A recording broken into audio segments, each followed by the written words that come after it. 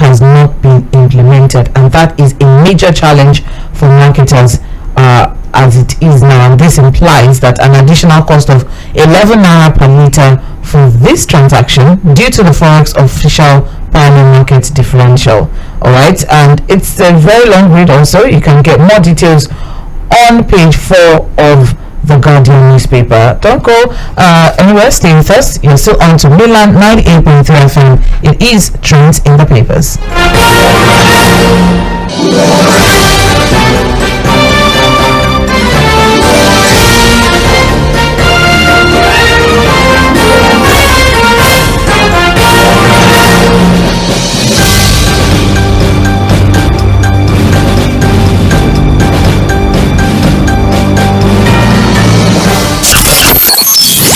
Paying attention to the hustle and bustle of Lagos. Take a chill pill. Oh baby, now the feel. Calm down. Let me go to Mozambique. Let me go to Mozambique. On the beach, we are the perfect guide to your destination. Mainland 98.3 FM. The sound of Lagos.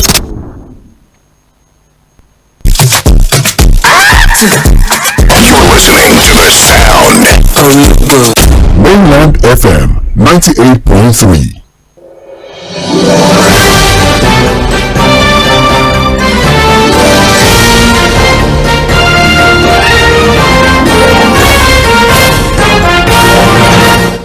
Alright, welcome back. It is still Trends in the Papers in Mainland 98.3 FM, and just before we went on the break, we were looking through the trending stories on the front page of the Guardian newspaper. I have Fuad Sahih joining me via the phone line. Good morning, Fuad.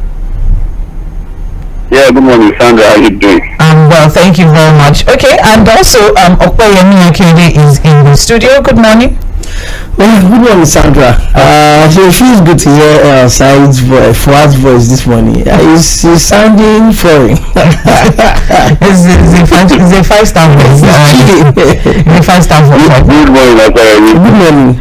Alright, so before we went on the break, I was discussing about the fact that marketers are accusing Massa and MP of dollarizing transactions. So remember that last November there was a communique that was reported in the media and signed by heads of the midstream downstream petroleum authority that port charges should be collected in naira.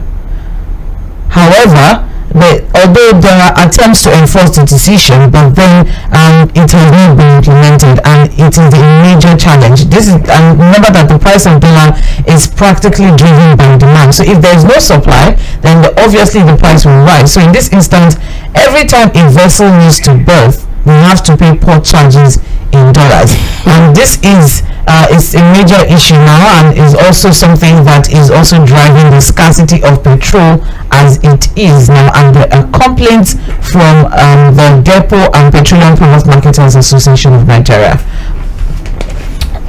Alright, so more details of that on page 4 of the Guardian newspaper. Fuhad, just before I quickly move past that, what exactly is the issue, or why is it so difficult? Implementation seems to be an issue for us in this country. Like, when policies are being set out, or there's a law or there's an act that's out there, but putting it into work is usually the problem. Why is that such a problem in this country, especially with our agencies and commissions? Well, it's simple, very simple. Corruption, nothing more. For everything that we set out to do, no matter how beautiful the plan is, really there's vested interest, and of course we run it on the tendency of corruption. You would always see that implementation falls flat. So it's nothing but corruption. We have all the regulatory agencies, we have all the models for everything to work well, but many people start to apply vested interest and then begin to manipulate the process. What you see is that very simple things become problematic this time, and so. All right. So before. So basically, what I'm just saying is that it's just basically corruption. And again, the entire supply chain of the petroleum industry is so problematic and it's so confusing. Sandra, if you try to understand the entire importation, storage, distribution, and delivery even to the end user. If you try to understand the entire chain, you're going to mess up your brain. They clog this, they mess it up, it's so cumbersome.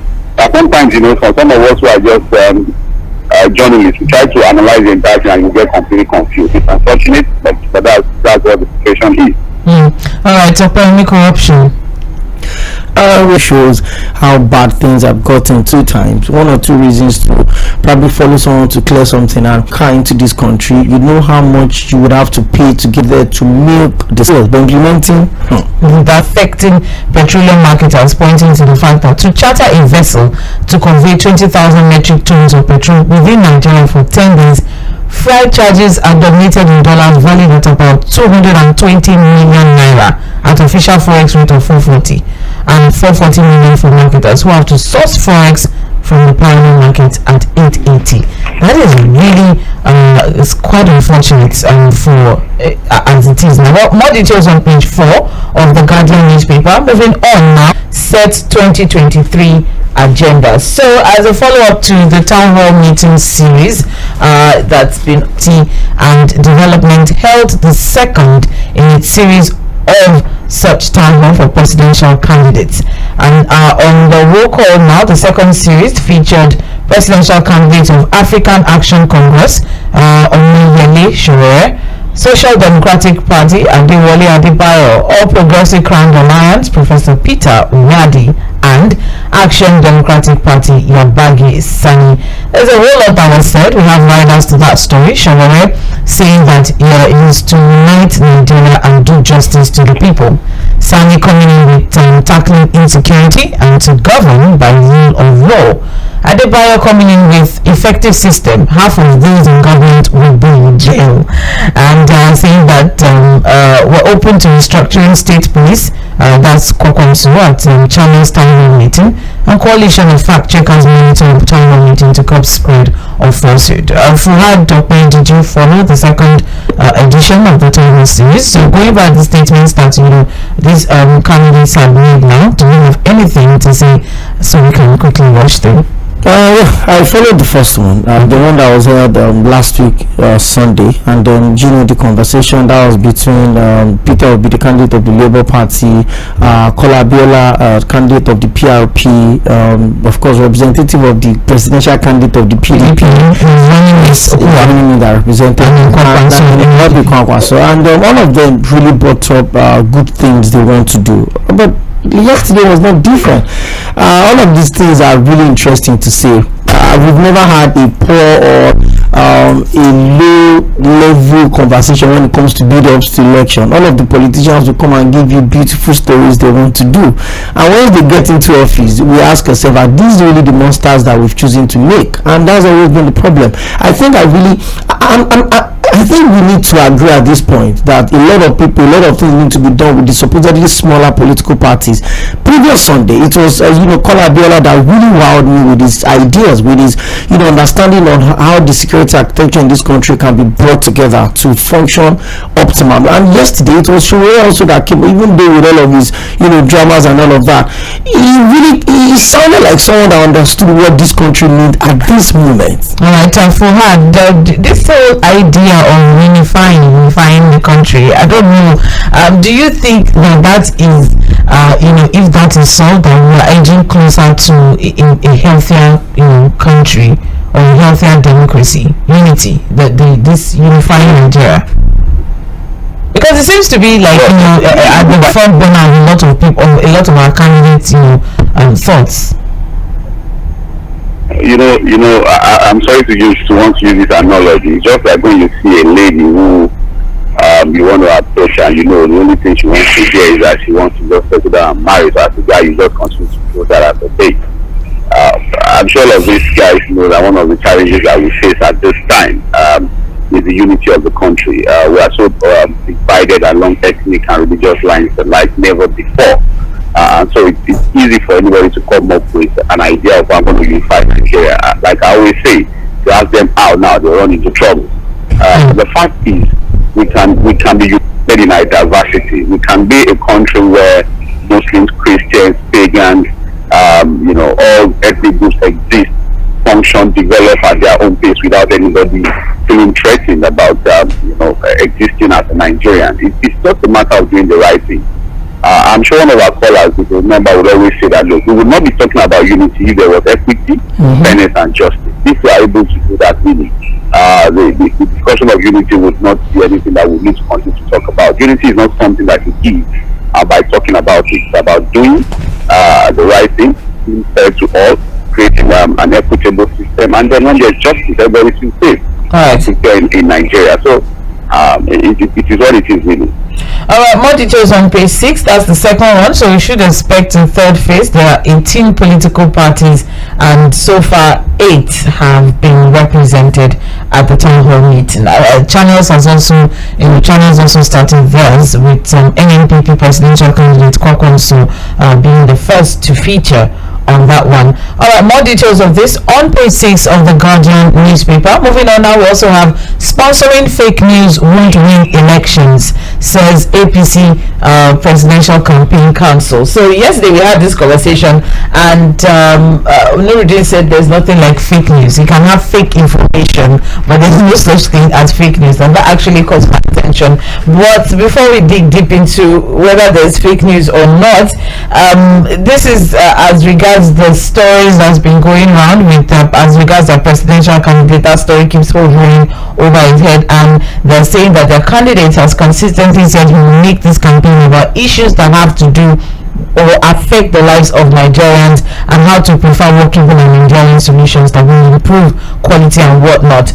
But they're saying now that in a statement from the APC PCC, the opposition PDP and its subsidiary I don't know when Labour Party became a subsidiary of PDP. The presidential candidate of Labour Party was the running mate of the PDP in the last election. He just left the PDP. It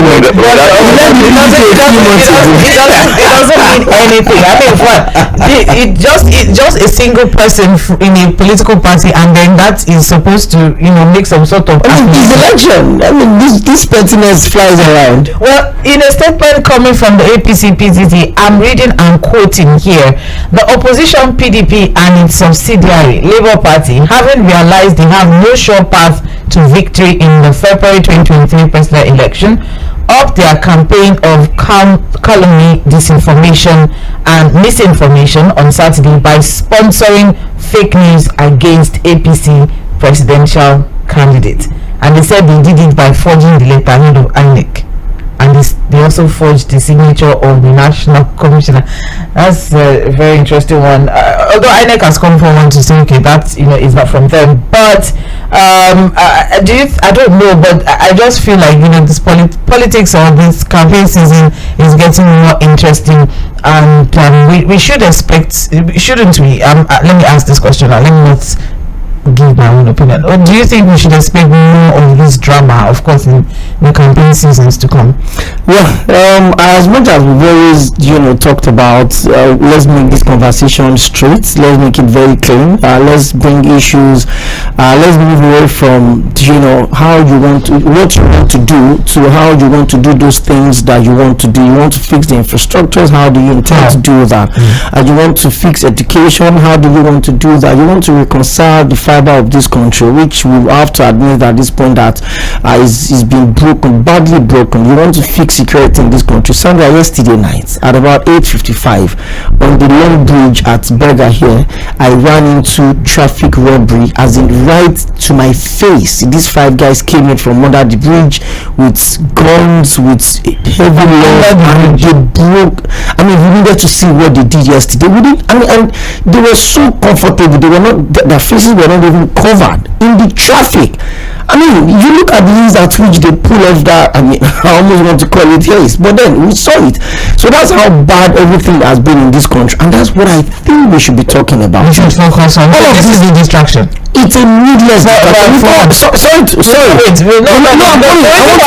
Remember last week, callers were dragging you and I on this show, and I didn't talk about this. We didn't pull it off. We are being selective in our judgment, and then somebody somewhere went and picked up the letterhead of INEC and brought in the letter signed by Mr. Okoye, and the letter went viral. And the media has picked it and used it for a program. Fuad, because now Opera said that Opera said that this is needless for us to talk about. But I don't know. Do you see this as a form of distraction, or it is something? You know, a caller said yesterday on Political Roundtable that if we have anybody that wants to lead this country and the person has any questionable, characteristics, we should look into it. But do you think that now it's just becoming a distraction in this season? Well, I first want to address the statement by the Presidential Campaign Council of the APC. I mentioned it on Political Roundtable yesterday. All the political parties, maybe the smaller parties may not really be involved in this, but I know that all the major political parties have all activated their propaganda and PR machinery as we speak. So it's easy to point fingers at people. I'm telling you that, look, as they set up the campaign council, there are units that are in charge of these things. So if it's thrown at, you remember that we also had a bit of all manner of things thrown at Atiku, thrown at Peter Obi too. So these things don't just happen by accident. There are people who are paid to do these things. We know this as a communications person, we understand some of these things. I always say that, look, whatever anybody does at this time, as a political party, as a presidential candidate, as anybody, let's just be a bit responsible with the way we throw these things out. It's easy to come up with disinformation, malinformation, or misinformation. But whatever we threaten the unity and the peace of this country, we shouldn't do it. I'm sure even actually Bola Tinubu knows the game very well. He knows he's going to get a lot of that. Atiku knows the game. It's an old war horse. He understands that he's going to get a lot of things thrown at him.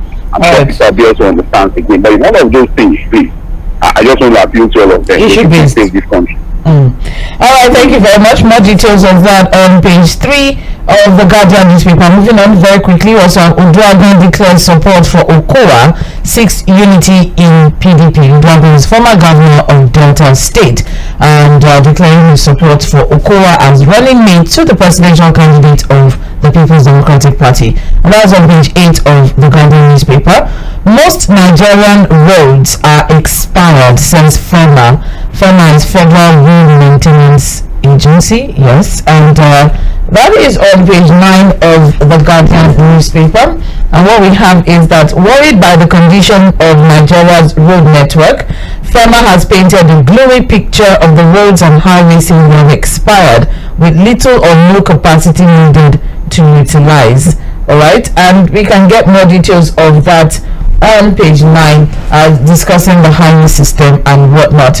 And finally, from the Guardian newspaper, failings of the National Assembly, and that is on page 16 of Guardian. Failings of the National Assembly. It's a very, very long read, and it's an editorial actually, and this is lamentation by the present and past leadership of the National Assembly. And that is all from the Guardian newspaper. Now moving on now very quickly, we're going to rush through the Nation newspaper. We don't have so much time. You're listening to Trends in the Papers on Mainland 98.3 FM, and the major headline from the Nation newspaper: APC, Tinubu remains a solid, reliable candidate. And the writer said that fake news won't help opposition. Candidates to engage Nigerians in diaspora. More details of that on page 4 of the Nation newspaper. Moving on. Wike, others not keen on truce with Atiku, Bauchi governor in dilemma. And I don't know, but what we have is that the G5 governments are not keen on truce with Atiku Abubakar. Atiku, who last Thursday expressed optimism of reconciliation with the group of G5, was yet to open fresh talks with them. I don't know how this is being reported, but it's a very interesting one. Just last week we had this conversation that the G5 say they are always open to negotiations, and why this report is telling us that they are not keen on a truce. Yes, Sandra. Yes. Can you hear me? Yes, I can now. Okay, now read that report. Now, when I bring out the source from that report now. The source. What is the source of that report here? That report. Bring out the source of that report from that report. It was lent. From who? It was lent. That from who now?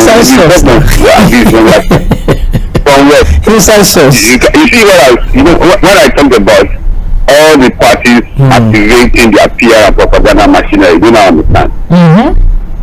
That's why I said this same issue a statement. You know, we had this last week. You know, they were at Benue State, and you know they said they will not, and they said that they are still open to negotiations or reconciliation.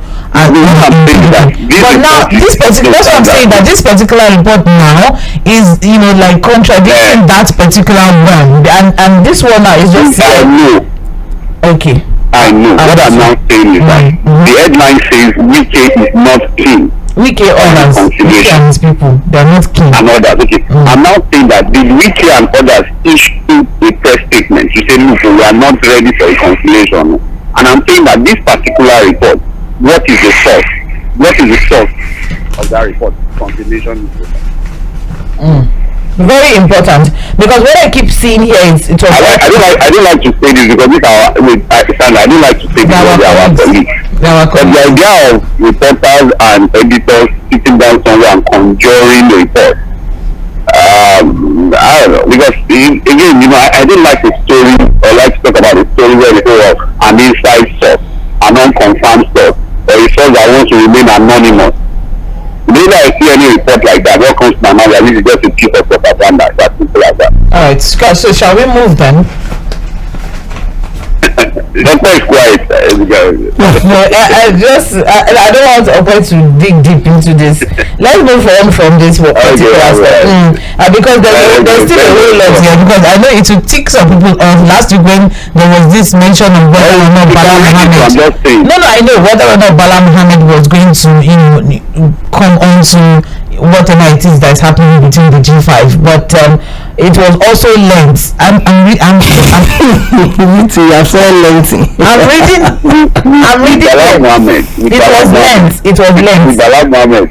Wait now. It was length that the Bauchi governor had expressed his re-election fear in a dilemma on whether or not to team up with the G5. So where they learned the story from? Somebody said it's already G5 and out. Somebody said it's already G5 and out.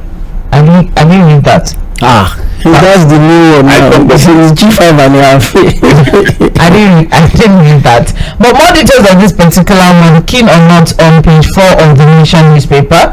Let's keep moving now. We also have here, after collecting 3 million naira ransom, bandits demand 10 million naira to release victim's body. That's really unfortunate. Well, there's the detail is on page 6. The detail is on page 6 of the Nation newspaper. So what we have is that after collecting 3 million as ransom, the bandits are now demanding another 10 million before releasing the body of their hostage. So apparently, the abducted person, that's Obadiah Ibrahim, died at the hands of his abductors last week. Last Monday, yes. But the gunman only told his family of his death on Thursday.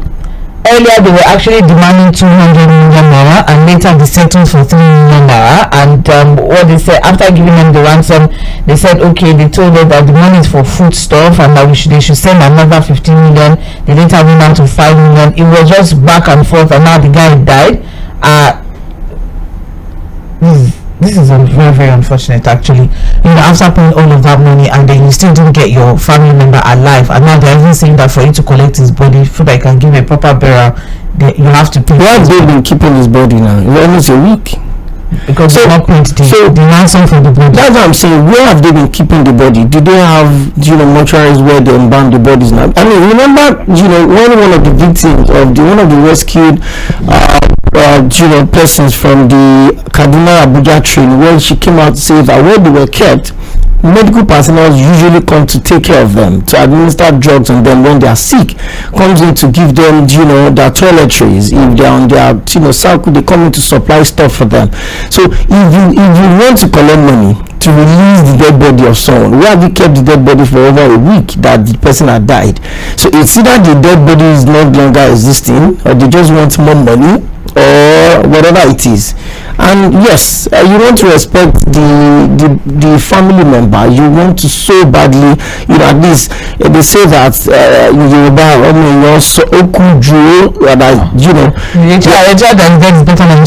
exactly. At least you want to see the body.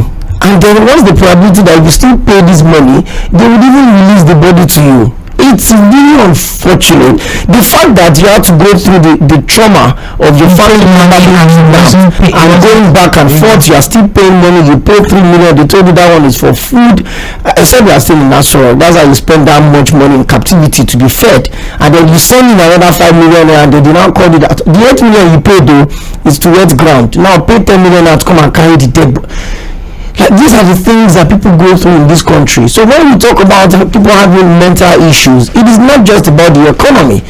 I mean, you kidnapped probably the breadwinner of the family. They probably sold properties, collected loans, begged to get money, and even after paying the ransom, you are now calling me to come and pay to collect the dead body. Where are we in this country? What are we doing as a nation? What are we doing together here? Well, more details on page 6 of the Nation newspaper. It is a very, very unfortunate one. Moving on. We have here Lagos Chief of Staff loses wife, and that's on page 27 of the Nation newspaper. Democrats retain control of the U.S. Senate. That's on page 27 also. Now, above the masthead of the Nation, we have here Senate panel queries NETI over 960 million naira for 43 officials. And that is on page 5 of the Nation newspaper. Just a little background to have an idea of what exactly we are talking about here. The Public Accounts Committee, SPAC, of the Senate has queried the Nigeria Extractive Industries Transparency Initiative over the 960 million naira 2022 budget allocation it disbursed as personnel cost on the 43 persons on its staff list. 960 million naira for 43 people. What? Nigeria is not broke. What? How are you? You call my name. I see you are part of the personnel that will collect the 900 million. I was going to ask. I don't do. Maybe that's where you are even chilling on self. I know. Why are you surprised? I don't know. I thought that by now, after several years of doing this job, nothing should surprise you again. No. I'm sorry. Personnel cost of NETI is 960 million. Overhead cost is 760, and then capital cost is 340. Everything. This is all in their budget, and they're saying that we have just 43 people on their staff list. Easier. Standard. We go to this country where a particular research institute. So remember, the chairman was facing the Senate committee to probing what they've done in the last 33 years or so. And he said the only thing is done after getting millions of naira from the government is research on Kilishi protest. Because in the same country like that, they told me, what have you done for this number of years that you've set up for 34 years? For 34 years, they that the only thing they've been able to come up with is how to process and preserve Kilishi. So if you're saying people are 44 staff members and this 43. Why are you the 44th person? I'm sorry, 43. Honestly, I'm not surprised. Alright, like we've always said, it's almost like we should say now. The Senate corruption will kill this country. As simple as that. The Senate panel is currently querying them. A certain percentage have been paid so far, and they're saying that budget is actually overbloated, and they're looking into it. More details on page 5 of the Nation newspaper. We also have here Buhari Oshomole Obi to open projects in rivers. That is on page 4. You know, I don't know if to say congratulations to the people in Rivers State.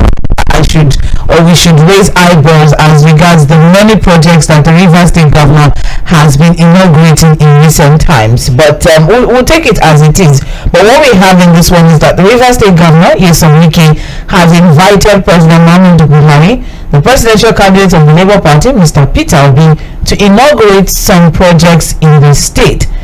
Also invited for the same purpose is former national chairman of APC and former Edo State Governor Adams Oshiomhole. And well, okay, so this is actually an interesting one. Fuhad, I don't think we should be, surprised. Yes, exactly. With this move that Nyesom Wike is actually if a governor who is a member of the PDP is inaugurating projects and it doesn't deem it fit to invite a PDP, the PDP presidential candidate. It's just, it's a message. It's just sending out a message that look, I'm going to mess you up. It's a better damn thing. That kind of thing now. When you are observing with somebody's rival, and like, look at the list. It will be APC, Buhari, and So once articles continue to look at him from afar, like what's wrong with this guy? Again, we'll see how this game in the PDP goes. And the elections are not so far away. Whether Wike will survive the turbulence or it's a people that will survive, time will tell. Alright, well, more details on page 4 of the Nation newspaper. And I also have here, Gates Foundation votes $1.4 billion for Agric in Nigeria and others. And that is on page 5 of the Nation newspaper. And finally from the Nation, my surgery experience by Vice President Osinbajo. That is also on page 8 of the Nation newspaper. You're still on to trends in the papers on Mainland 98.3 FM. Fuhad Sahid is via the phone line and Okoyemi Akinode is here in the studio. My name is Mobola Sandra. We're moving on now to the Punch newspaper. And the major headline on the Punch says, National Carrier. Domestic airlines ask court to terminate federal government Ethiopian deal. This was actually an interesting, headline when I saw it. And I was waiting for this particular one. Yes, that's why I okay. All right. So what we have is that Air Peace, Aslan Airlines seek withdrawal of Nigerian air license. AGF Malami, Ethiopian Airlines, Sirika, Nigerian Air listed as defendants. So what we have, looking at the background of this, let's not forget that Ethiopian Air is supposed to be, I don't know how to put this, please correct me if I'm wrong. Ethiopian Airlines is the national carrier of Nigerian Air. No, they are partners. It's a partner. It's not. That's 40. It's done. It's 46% to 41%. It can be done anywhere in the world, or it's being done anywhere in the world. We're talking about the national carrier. Sandra, give the background. Do you know we don't have 100% rights to our printing? The Nigeria Printing and Minting Press was privatized under former President Olusegun Obasanjo. Let me give the background story to this. So what we have is that the national carrier project will be stopped by the court as domestic airlines have taken the federal government and its foreign technical partner and majority shareholders to court. So about 8 local airlines took the government to court, listing Nigerian Air, Ethiopian Airlines, Minister of Aviation Hadi Sirika, Attorney General of the Federation Malami. I don't know why Malami is always his name always comes up in he's the supervisor. The story that I want you to check out. Let's go. I guess a part of the story I want to pick up. Let's go. There's a part of among the prayers is that the indigenous airlines want the court to stop the national carrier deal and withdraw the air transport license already issued to Nigeria Air by the federal government and Nigerian Civil Aviation Authority. They also claimed that the firm, which said that Transaction Advisor was incorporated in March last year, and alleged that the company is linked to the aviation minister. So according to them, the federal government airlines. Now, let's look deeper into that particular claim, all right, with the company that's been linked to the aviation minister. So there are diverse. Okay. respond. Let me just quickly train this because I might have to set aside. Okay. You know, on this back and forth on the national carrier, there was a time that we kept asking the question, why the desperation to have a national carrier? From unveiling a logo, spending millions of thousands of dollars, for example, to unveil a logo that I'm sure if we ask a Michael to do something, we'll be able to come up with something more creative. To a promise of we're going to take part of the presidential fleet to start the national carrier that never happened. So how desperately they've been trying to push this. And we need to ask ourselves, yes, for sake of national identity, a national carrier is a beautiful thing. But if we can't get it right now, if they begin to have what we call vested interest, they are going to mess everything up. You want to, although it's an allegation, but I'm sure that if there's no smoke without fire, you may want to ask yourself, what exactly is the interest of the aviation minister? Why is he so desperate to push this through? You are setting up a national carrier where Ethiopia Airlines is a majority shareholder. Another thing, just to add to what you were currently saying, remember that we also had the question of how come Ethiopia Airlines is the only one who went for the one. There was also that question at the beginning of this particular partnership. We have back and forth on they want to buy aircraft, they are not buying, they are leasing, they are not leasing, because Ethiopia Airlines. And I'm saying, why are we so desperate to push these things through if we don't have the basics, don't have what exactly it takes to do it? Is it compulsory? There must be something, in all of this for some people who are invested in this to ensure that anyhow, even if it does not really give us what we need as a nation, we must push this thing through. And it's unfortunate. And I like the fact that the local airlines are doing this. What support are the local airlines even getting from the government in running their operations? A lot of them are running by the thread and are supposed to be working to support the industry, pushing for a national carrier that we don't think we have the capacity to do. It is simply about issue of vested interest, and that's the unfortunate thing about Nigeria.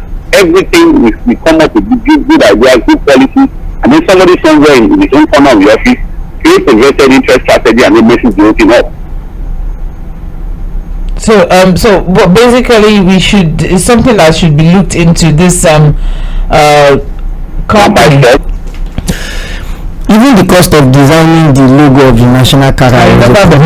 So they have to contract it out to have that design made somewhere that someone can sit down somewhere in the comfort of their homes, and one little boy in the heart of the Keja can do that within 2-3 hours and give us something beautiful.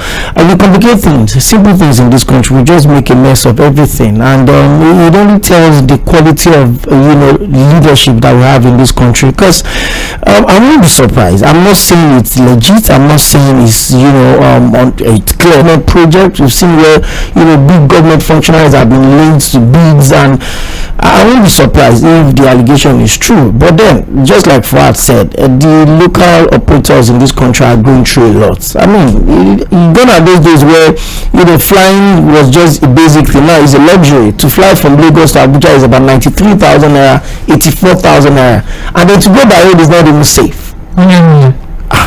And then you pay maybe 4 times, and you still tell you to come and pay to carry the dead body. All right. Well, as it is now, domestic airlines and asked the courts to look into the federal government Ethiopian again, and the indigenous airlines want the court to stop the national carrier deal and withdraw the license that's already been issued. They are claiming that the firm that served as transaction advisor for the transaction was incorporated in March 2021. That was just last year, and alleged that the company was without any experience in that. Without any experience in that company.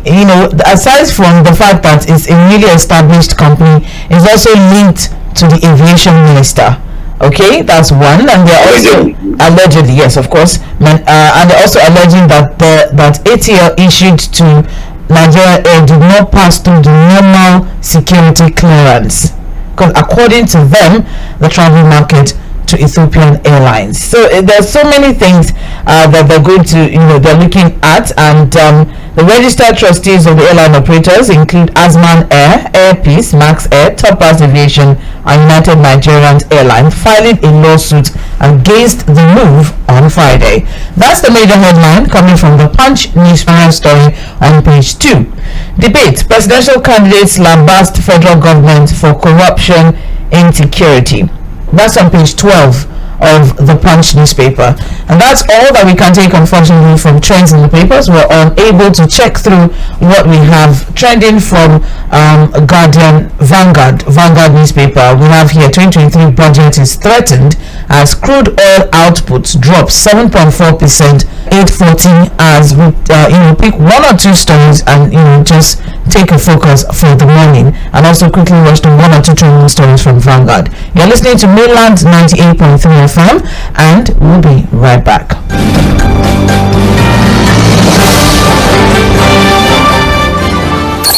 Stop paying attention to the hustle and bustle